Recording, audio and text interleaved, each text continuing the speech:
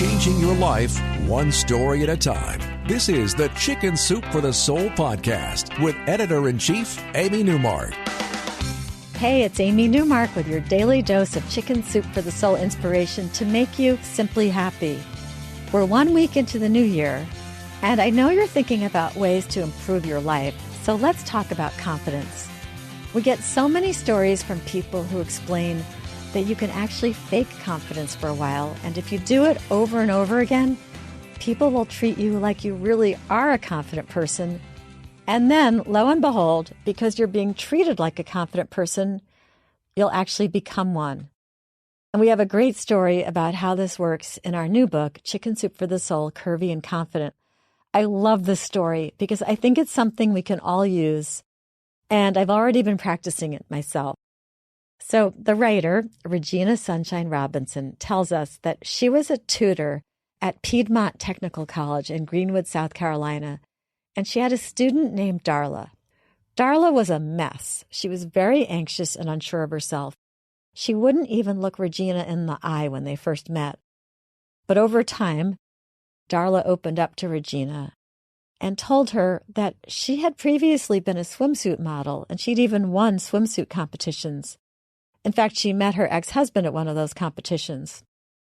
At the beginning of their marriage, her husband had treated her like a trophy, and he loved showing her off to people. But then he became more and more controlling.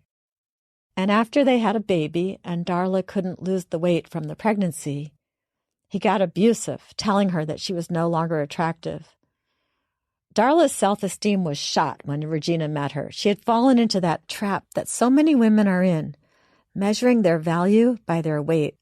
Now that she was heavier, she thought it was all over, that no man would be interested in her. She wouldn't try, even though there was a guy she was actually interested in. Now, Regina, who was tutoring Darla, was even heavier than Darla, but Darla didn't see that. She saw Regina as an attractive, confident woman who had it all together. And one day, when they walked into a room together, Darla noticed that every man was turning and looking at Regina. She said something about it, and then Regina told her something that was so wise, and this is what has made a big impression on me. Here's what Regina asked Darla. How did I walk into this room? Did I walk in like I owned the building? Did I walk in with my head up and shoulders back, like I was the baddest thing moving, like I heard, she's a bad mama jama playing just for me? Or did I walk in with my head down like I was afraid or ashamed of who I was? Darla answered, you walked in with confidence. And when Regina pointed out that she was one of the larger women in that room, Darla had to admit that was true.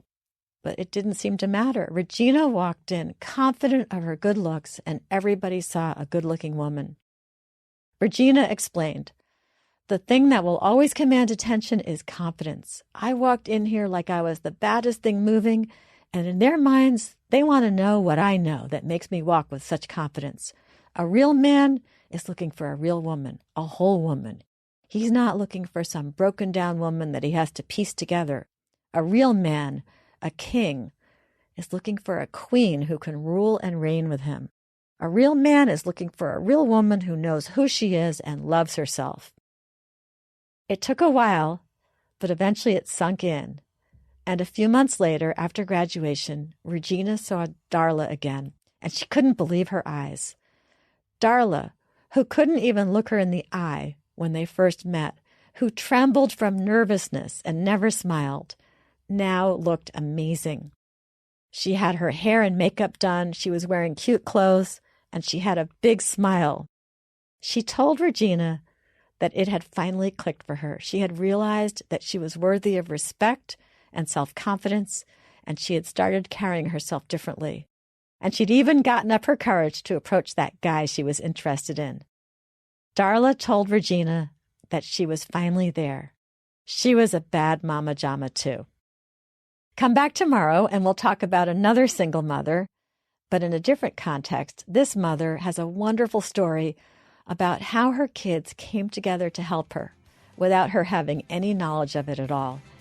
I'm Amy Newmark. Thanks for joining me today for the Chicken Soup for the Soul podcast. Please share it with your friends and family and let me know what you think. My email is amy@chickensoupforthesoul.com. If you'd like to read more tips from Chicken Soup for the Soul, Curvy and Confident, please visit our website, chickensoup.com.